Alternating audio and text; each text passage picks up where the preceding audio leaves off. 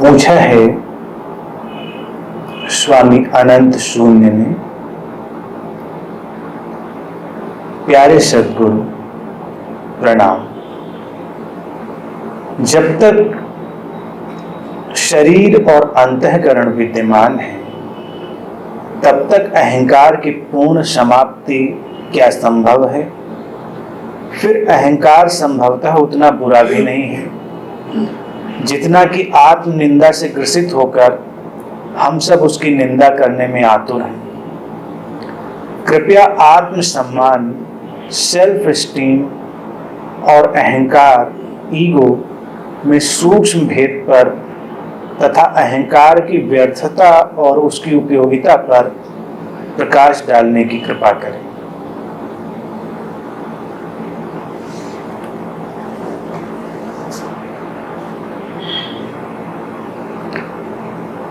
अभी मनुष्य जिस अवस्था में है, जब तक उसके भीतर बुद्धत्व का आलोक, बुद्धत्व का प्रकाश, बोध की रोशनी नहीं उतर आती, तब तक मनुष्य जिस अवस्था में है वो अहंकार ही है। अहंकार एक ऐसा शब्द है जो उतना ही प्रचलित है जितना परमात्मा।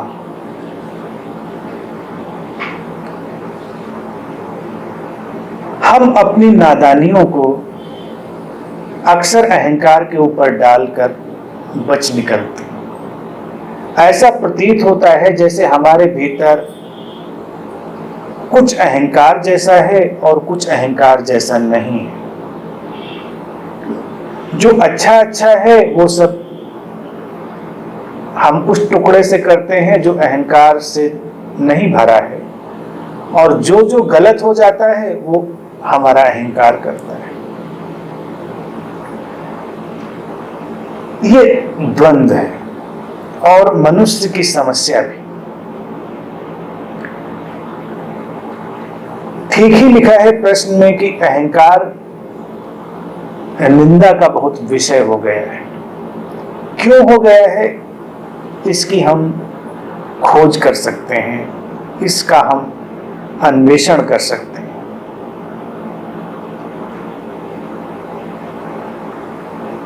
अहंकार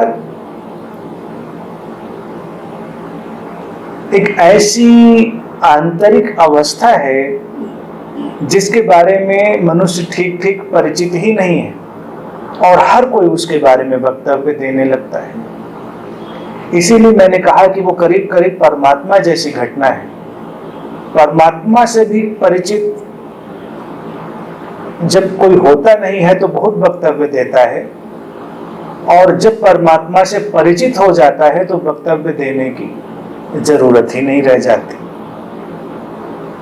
क्योंकि परिचय ही तुम्हें उसमें स्थित कर देता है। अहंकार एक ऐसी आंतरिक घटना है कि जब तुम्हारा उससे परिचय होता है, तुम्हारा उससे साक्षात्कार होता है, उसके साथ ही वो विदा हो जाता है।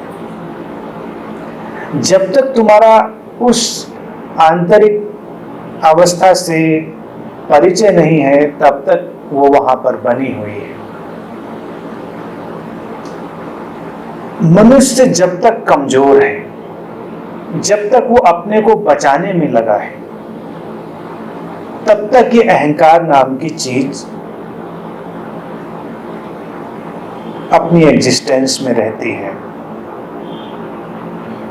जो मिटने के लिए तैयार हो गया है, जो मिट गया है, उसे अहंकार की परवाह भी नहीं।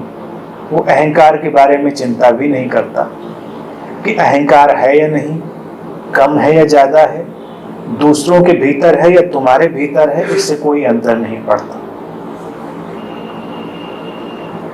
तुम्हारी कमजोरी ही उसे एक आकार देती है, तुम्हारी कमजोरी ही उसे एक अर्थ देती है।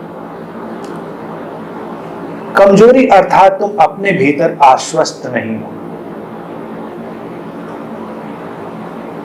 तुम जो जानते हो उसे सचमुच में नहीं जानते, इसलिए तुम्हें अपने आप को सिद्ध करने में मेहनत करनी पड़ती है। जब तुम्हें अपने को सिद्ध करने में मेहनत करनी पड़े तो वही घटना अहंकार बन जाती। जो स्वयं सिद्ध है वही तुम्हारा आत्म है, वही तुम्हारा सेल्फ है। इसलिए सेल्फ स्टीम जैसा शब्द भी कोई बहुत अर्थ नहीं रखता।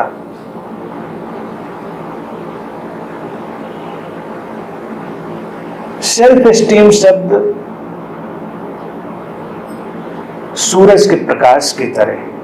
तुम सूरज को जानते हो या उसके प्रकाश को जानते हो, दोनों में कोई अंतर नहीं। यानी कि उसमें कोई रेगुलेट करने की नॉब नहीं है कि उसे तुम घटा और बढ़ा लोगे। जिसे तुम घटाओगे और बढ़ाओगे, जिसमें रेगुलेटर फिक्स होगा, वो तुम्हारी वही अज्ञान की अवस्था है जिसे तुम अहंकार की तरह जानते हो। वो सेल्फ स्टीम नहीं है। जैसे सेल्फ स्टीम कहते हो, वस्तुतः वो तुम्हारे आत्म का अनुभव है।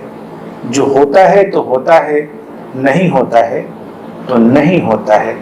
इसलिए इस शब्द से मैं सहमत नहीं हूं। इसे हम विड्रॉ कर सकते हैं। हमारे डिक्शनरी में, हमारे भाषा कोश में बहुत सारे ऐसे शब्द प्रचलित हो गए हैं जिनकी कोई आवश्यकता नहीं है। सेल्फ स्टीम शब्द उनमें से एक है, उसकी कोई जरूरत नहीं है। सेल्फ पर्याप्त है और वो अपने आप में इतनी बड़ी ताकत है, इतनी बड़ी शक्ति है जो स्वयं प्रमाणित है, स्वयं सिद्ध है। और जो स्वयं सिद्ध है वो ऊर्जा के और शक्ति के अतिरेक में जीता है, ओवरफ्लो में जीता है, क्योंकि उसे अपनी शक्ति, अपनी ऊर्जा अपने को सिद्ध करने में नष्ट नहीं करनी पड़ती। आमतौर से जब हमारे भीतर बोध की स्पष्ट अवस्था नहीं होती है और हम किसी बात में अपनी कोई मान्यता रखते हैं या अपनी किसी धारणा के आधार पर जी रहे होते हैं, तो हमारी चाह होती है कि दूसरे भी उसे मान लें और फिर हम उसके लिए तर्क ढूंढ सकते हैं। हम दूसरे को गलत सिद्ध कर सकते हैं या अपने को सही सिद्ध कर सकते हैं, दोनों एक ही बात है। अहंकार में कोई अड़चन नहीं है, वो केवल अज्ञानता का हिस्सा है और शक्तिहीनता का हिस्सा है। जैसे कि अगर तुम अपने आत्म में स्थित हो जाओ तो तुम्हें कभी पता ही नहीं चलेगा कि कौन अहंकारी है, कौन अहंकारी नहीं है। ये अहंकार की ही एक अवस्था है जो ये जानती है कि दूसरा अहंकारी है, क्योंकि तुम अपने को अहंकार रहित मान के चल रहे हो तो तुम्हें दूसरा अहंकार से भरा हुआ लगता है। फिर कोई कहेगा कि कोई कम अहंकारी है, कोई ज्यादा अहंकारी है। ऐसा कुछ भी नहीं। अज्ञान का अंधेरा एक ही जैसा है। अज्ञान के अंधेरे में कोई डिग्रियां नहीं है, उसकी कोई डिग्रीज नहीं है। वो पूरी तरह से तुम्हारे साथ है और पूरी तरह तुम्हारे साथ विदा होती। वस्तुतः हम अपने अंदर अगर झांकना शुरू करें तो कई चीजें हमें दिखाई देंगी। मैं समझता हूं कि अहंकार पर इतनी चर्चा आध्यात्मिक लोगों ने कर डाली है, उससे इस संबंध में और भ्रम व्याप्त हो गया है। लोग इतने भ्रमित हो गए हैं कि साधना की सारी चेष्टा ही यही जान पड़ती है कि अहंकार से कैसे मुक्त हों। तुम इस दर्शन से अक्सर आमना सामना करते हो कि परमात्मा के और तुम्हारे बीच अहंकार की ही दीवार खड़ी, और दीवार कहीं है नहीं, तुम परमात्मा ही हो। तुम दीवार मान लिए हो तो लगता है कि कहीं कोई फासला है, फासला कहीं नहीं है।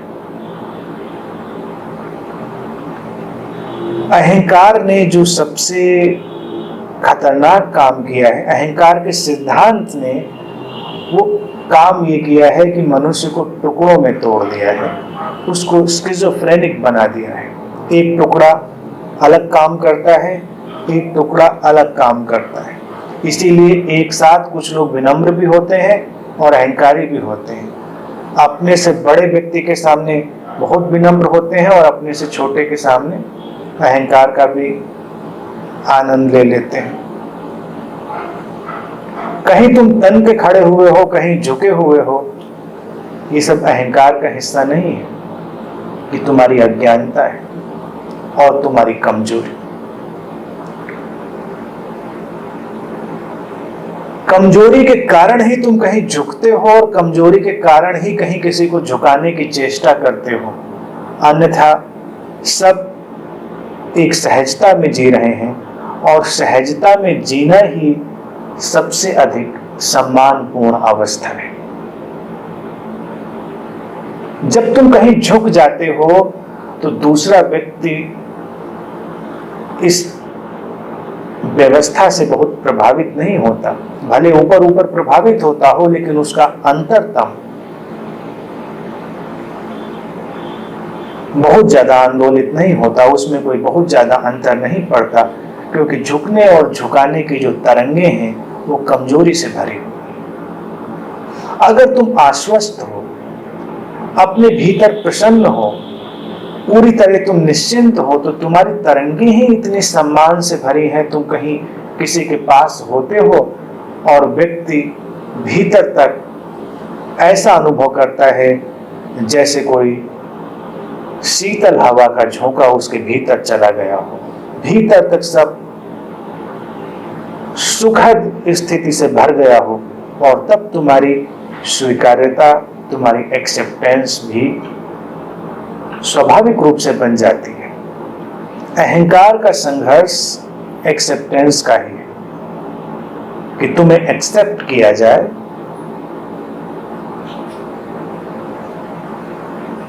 और एक्सेप्टेंस और रिजेक्शन एक ही सिक्के के दो पहलू।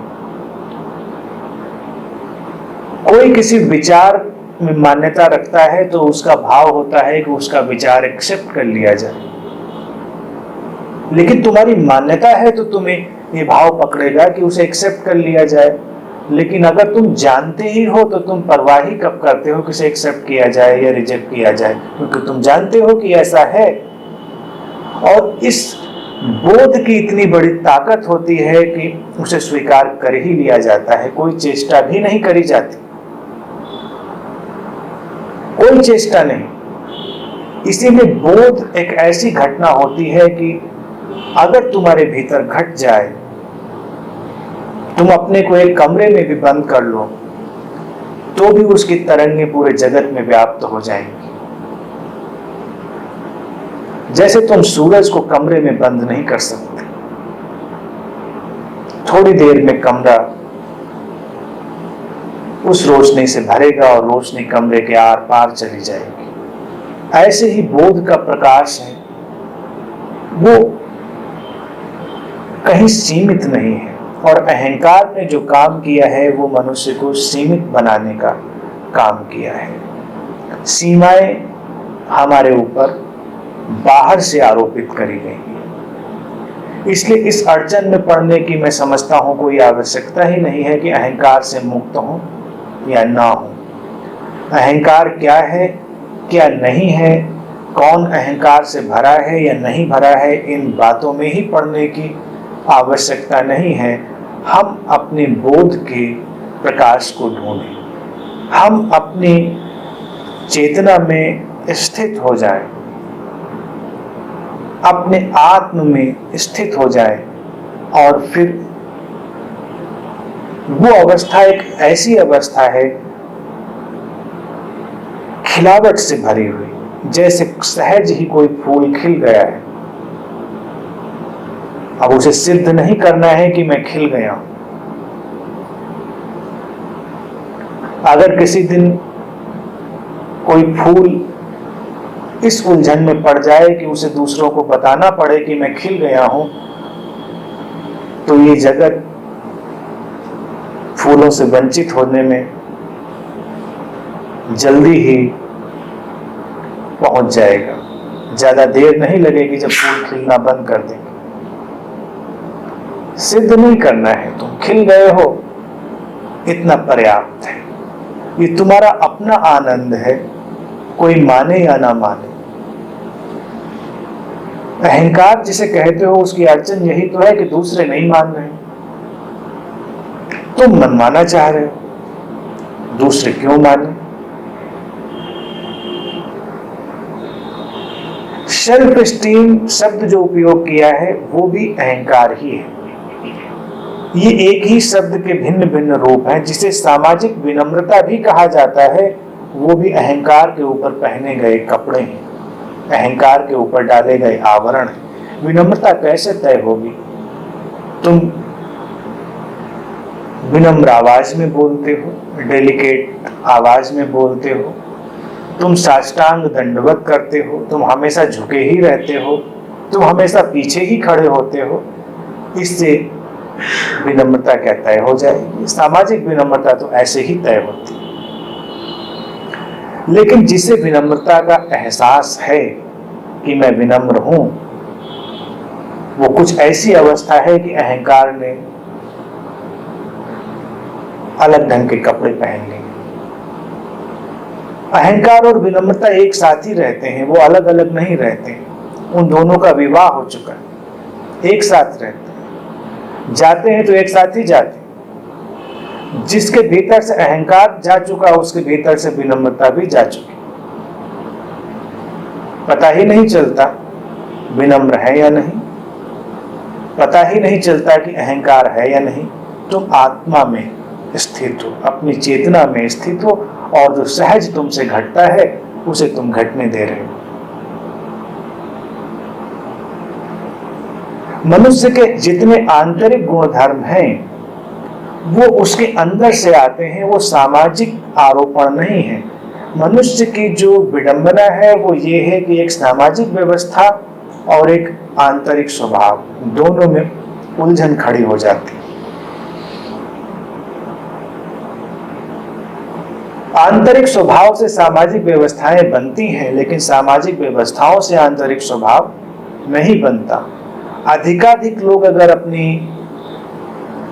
आंतरिक संभावना को और आंतरिक स्वभाव को उपलब्ध होते रहें तो सामाजिक व्यवस्थाएं एक नए आयाम पर पहुंच जाएंगी और हम संबंधों के एक दूसरे से व्यवहार के नए नए मानदंड अनुभव कर पाएंगे।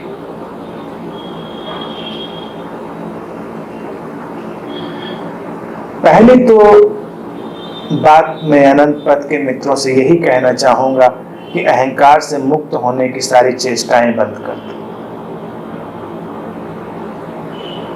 अहंकार मुक्त होने के सारे प्रयास बंद कर दें, क्योंकि तुम्हारे प्रयास ही अहंकार के लिए ईंधन है। तुम्हारे प्रयासों से ही वो जिंदा रहता है।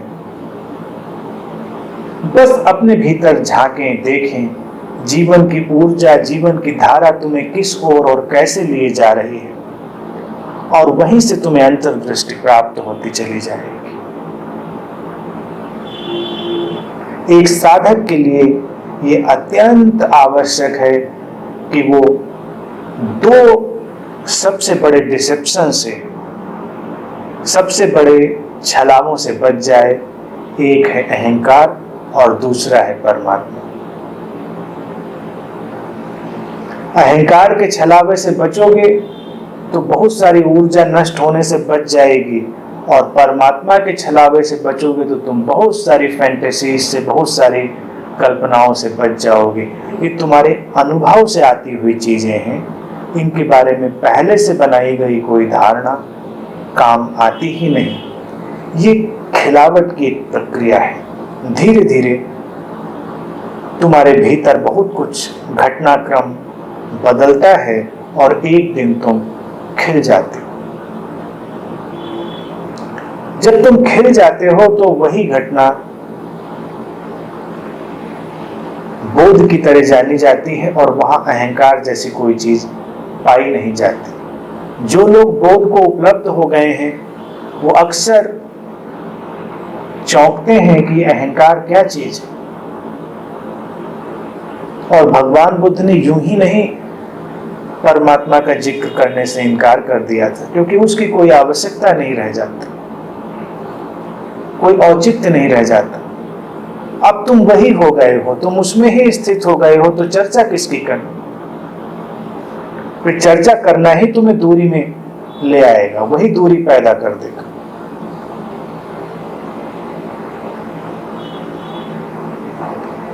सारी प्रक्रियाओं का आनंद लें। तुम्हारे जीवन में बहुत कुछ घट रहा है, उसका आनंद लें और जागे रहें, हर बात में जागरूक रहें। तो एक एक प्रतिक्रिया, एक एक रिस्पॉन्स जो तुम्हारे भीतर से उठ रहा है, वो तुम्हें और गहरे जाने में सहयोग करेगा।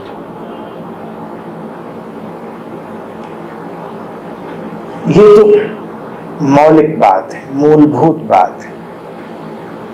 फिर बहुत सामान्य सी कुछ बातें मैं बताना चाहूंगा कि अहंकार एक ऊर्जा की गति है।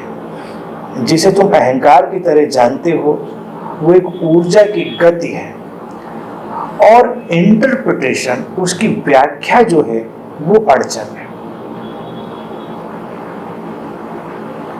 हमने अपने जीवन में सारी विक्षिप्तता व्याख्याओं से, इंटरप्रिटेशन से पैदा करी है।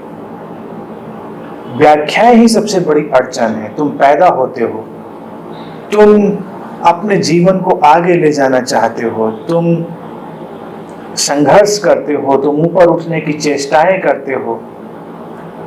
ये तुम्हारे भीतर की ऊर्जा का प्रवाह है जो तुम्हें किसी ओर ले जाना चाह रहा है। लेकिन तुम्हारे प्रयास, तुम्हारे ऊपर उठने की सारी कोशिशें, वो भी तुम्हें अहंकार जैसी जान पड़ सकती। तुमने देखा होगा कि अगर एक चट्टान के बीच में भी कोई बीज पड़ा हो और अंकुरित हो जाए, तो चट्टान को धक्के देकर भी बाहर निकलने की चेष्टा करता है। कई बार चट्टान को तोड़ भी देता है और वहां से भी वो खिलता है। लेकिन अगर तुम उस खिलने की प्रक्रिया को देखो, जो किसी चट्टान से टकरा के आगे निकलकर खिलने की कोशिश कर रही है, तो तुम्हें यह भी लग सकता है कि ये तो बड़े अहंकार जैसी स्थिति है, क्योंकि वहां तो कुछ संघर्ष जान पड़ रहा है। संघर्ष अहंकार नहीं है। जीवन हमेशा खिलावट में जाना चाहता है।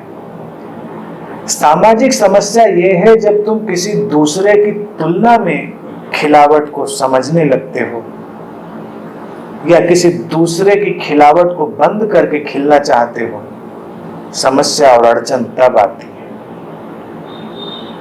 अन्यथा जीवन का गुणधर्म ही है कि वो अपनी ऊंचाई पर जाने के लिए बहुत धक्के मारेगा, सारे संघर्ष करेगा और अपनी श्रेष्ठता को उपलब्ध होने के सारे प्रयास करेगा, क्योंकि आत्मिक तल पर हर व्यक्ति श्रेष्ठतम है। आत्मिक तल पर कोई भी व्यक्ति ऐसा नहीं है जो किसी दीनता या किसी निम्नता या किसी कमी से भरा हो। अपनी अपनी तरह से श्रेष्ठ हो सकता है। गुलाब, कमल अपनी तरह से श्रेष्ठ है, कहीं छोटा सा घास का फूल अपनी तरह से श्रेष्ठ है। श्रेष्ठ सब है, तुलना कहीं नहीं है।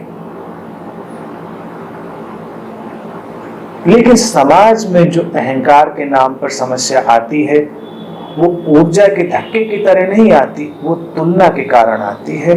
और तुलना करने के कारण हमने अपने समाज से बहुत सारे प्रतिभाशाली लोगों को उनके प्रतिभा के चरम तक पहुंचने से रोक दिया है, क्योंकि तुलना करने से हम उन्हें एक दिशा देना चाहते हैं, हम उन्हें कुछ बनाना चाहते हैं। और हर व्यक्ति कुछ अपने भीतर संभावना लेकर पैदा हुआ है, वो कहीं जाएगा, कुछ बनेगा। तुम उसे सहयोग दे सकते हो, तुम उसे ऊपर उठने में आगे जाने में सहयोग दे सकते हो, यही तुम्हारा प्रेम होगा, वो अहंकार नहीं। एक साधक के लिए आवश्यक है वो अहंकार की बातों में ना पड़े, बस इतना करे, तुलना ना करे। तुम अपनी जगह पूरी तरह अद्वितीय हो, श्रेष्ठ हो, दूसरा अपनी जगह है, सब अपनी अपनी चाल से चल रहे हैं। तुम्हारी ही चाल सबसे अच्छी हो इसकी जरूरत नहीं, और किसी दूसरे की चाल कैसी हो इसके बारे में तुम तय नहीं कर सकते। सबके अपने अपने ढंग हैं। हमें दुनिया को एक तरह से नहीं रंगना है। अनंत पथ इसी को मैं कहता हूं। बाकी संप्रदायों की अड़चन यही है कि वो सारी दुनिया को एक ही रंग में रंग देना चाहते हैं, और ऐसा कभी होगा भी नहीं। ये असंभव है, क्योंकि हर व्यक्ति यहाँ पर अपने जैसा होने के लिए ही पैदा हुआ है। वो अपने जैसा ही होगा, और अपने जैसा होना अहंकार बिल्कुल नहीं। वो तो तुम्हारी आत्मिक गुणवत्ता है, तुम्हारी सोल क्वालिटी। केवल एक ही बीमारी है, तुलना। कोई तुलना ना करे, अपनी तरह से जिए, अपनी श्रेष्ठता को उपलब्ध करें और दूसरों को अपनी श्रेष्ठता उपलब्ध करने में सहयोगी बने।